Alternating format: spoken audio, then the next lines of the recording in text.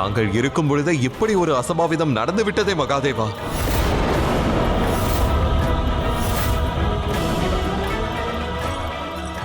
இந்திரதேவா,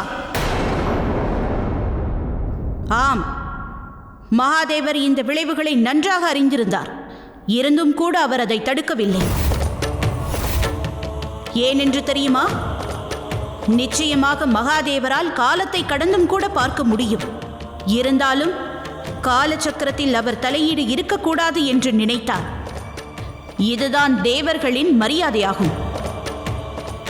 இன்று இல்லை என்றால் வேறொரு நாள், வேறு ஏதோ ஒரு காரணத்திற்காக பானாசுரனுக்கு இந்த வரம் கிடைக்கப் போகிறது. ஏனென்றால் இனி அதிவிரைவில் இந்த சக்தி பீடங்களுக்கான தீர்த்த யாத்திரை துவங்கிவிடும்.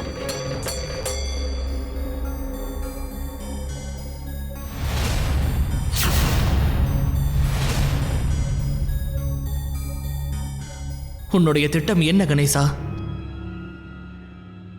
தாயார் மறுஜன்மம் எடுத்து தன் வடிவத்தை அடைய முடியவில்லை என்றால் நானும் என்னுடைய வடிவத்தை இழந்துவிடப் போகிறேன். வேண்டாம் கணேசா.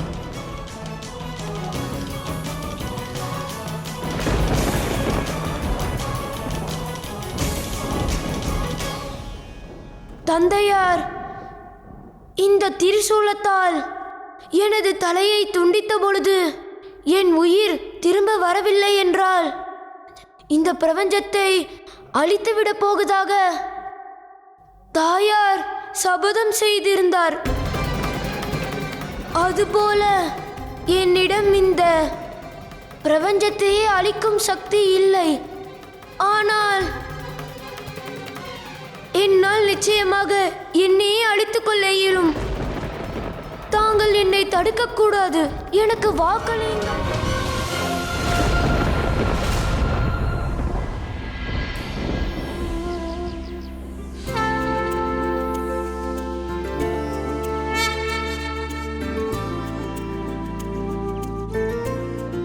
தாயே, நாங்கள் எவ்வளவு நேரமாக சக்தி பீடங்களை தேடுகின்றோம். ஆனால் எங்கள் முயற்சி வெற்றி பெறவில்லையே. நாங்கள் எங்கள் நோக்கத்தை அடைய வழிகாட்டுங்கள். இது நீ ஆழ்ந்து சிந்திக்க வேண்டிய தருணம் மகனே. நீங்கள் யார்? சக்தி பீடங்களை நிர்மாணிக்க கிளம்பி இருக்கும் இரு தேவர்களா, அல்லது தன் தாயை மீண்டும் எப்படியாவது அடைய நினைக்கும் இரு சிறுவர்களா? இருவரின் லட்சியமும் ஒன்றுதானே தாயே? இல்லை மகனே, நீங்கள் இருவரும் தேவர்கள். தாங்கள் தேவர்களாக சிந்தித்துக் கொண்டிருந்தால் வழியை மட்டும்தான் தேடுவீர்கள். மாறாக புதல்வர்களாக நீங்கள் சிந்தித்தால் உங்கள் வழியை நிச்சயமாக கண்டடைவீர்கள். நான் தாங்கள் கூற வந்ததின் அர்த்தத்தை புரிந்து கொண்டேன் தாயே. எனக்கு அதை தாங்களும் இப்பொழுது புரிந்து கொள்வீர்கள். தாங்கள் சற்று நேரம் அமைதியாக இருங்கள். இப்பொழுது பார்வதி மைந்தன் கணேசன் இந்த அசுரனை தாக்கப் போகிறான்.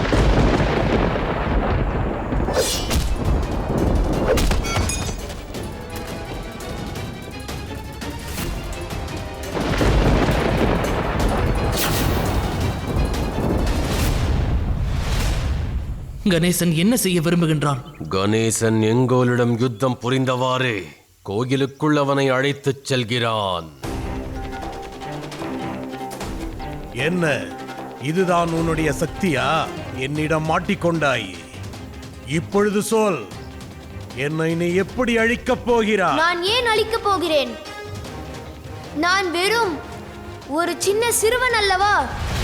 நீ என்னை உன் சக்தியால் கட்டிவிட்டு என்னை துன்பப்படுத்துகிறாய். இப்பொழுது நீ என்னை துன்புறுத்தியதற்காக என்னுடைய துன்பங்களை தாங்க இயலாதவர் உன்னை அழிக்கப் போகிறார்.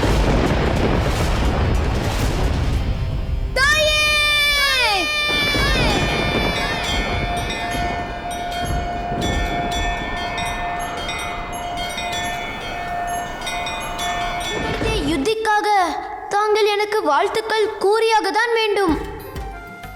அது மட்டுமல்ல, இன்று நான் தங்களை அசுரன் சுந்தரனின் தாக்குதலிருந்து காத்தேன்.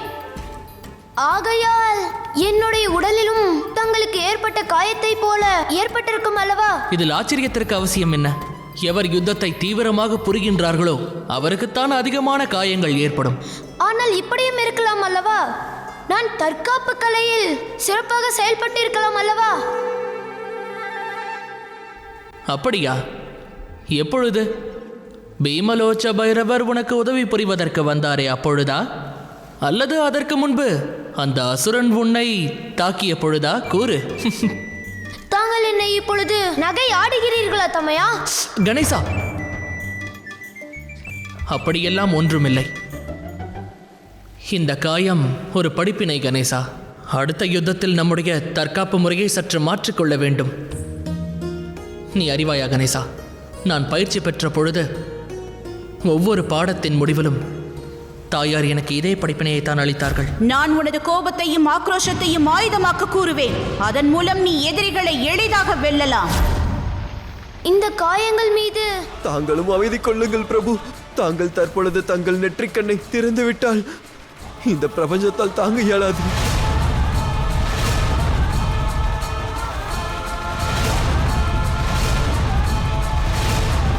பார்வதி தேவியார் மீண்டும் மறுஜென்மம் எடுக்கும் வரை இந்த பாணாசுரனை தடுப்பது என்பது சாத்தியமற்றதாகும். அதற்கான சூழ்நிலையும் இங்கு சாதகம் இல்லை.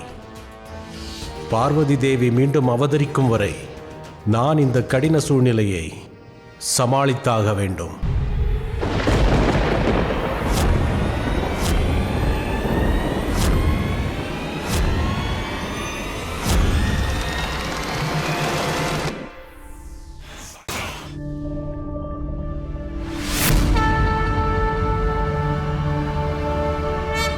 காலச்சக்கரத்தை நிறுத்திவிட்டு இப்படி யுத்தத்தின் நடுவில் நான் நுழைந்ததற்கு மன்னிப்பு கோருகிறேன் மகாதேவா.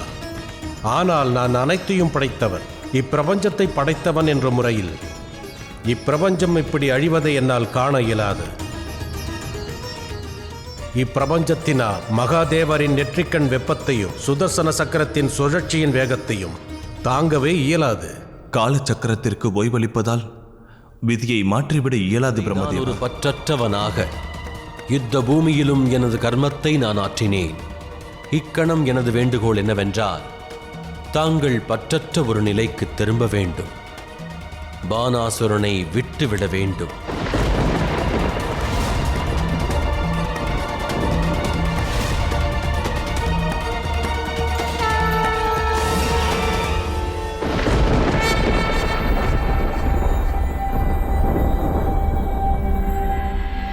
என்னை மன்னித்து விடுங்கள் பிரபு. நான் தாங்களும் மகாகாளியும் அளித்த வரத்தை தவறாக பயன்படுத்திவிட்டேன். என்னை ஸ்ரீ கிருஷ்ணரின் கோபத்திலிருந்து காப்பாற்றுங்கள் பிரபு. இதுவரை உங்கள் மீதான எனது பக்தி உண்மையானது என்றால் தாங்கள் இப்பொழுது என்னை காப்பாற்றியாக வேண்டும். ஒரு பக்தனுக்குள் ஆணவம் புகுந்து விட்டால் பக்தி எவ்வாறு இருக்கும் பாணாசுரா?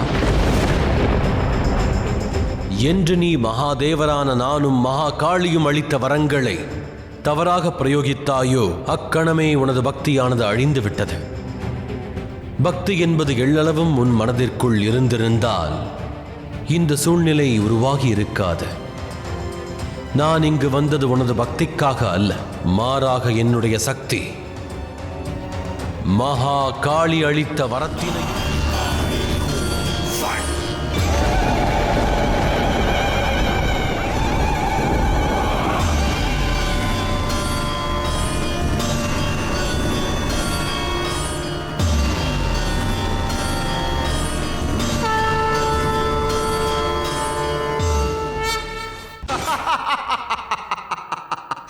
ஓஹோ, இது உனது மாயைதானா? ஆனால் உன்னால் என்னை கொல்ல இயலாது காளி. நான் எங்கே உன்னை கொல்லப் போகிறேன் தாரகாசுரா? உனது வதத்தை எனது புதல்வன் கார்த்திகேயனே நிகழ்த்துவான்.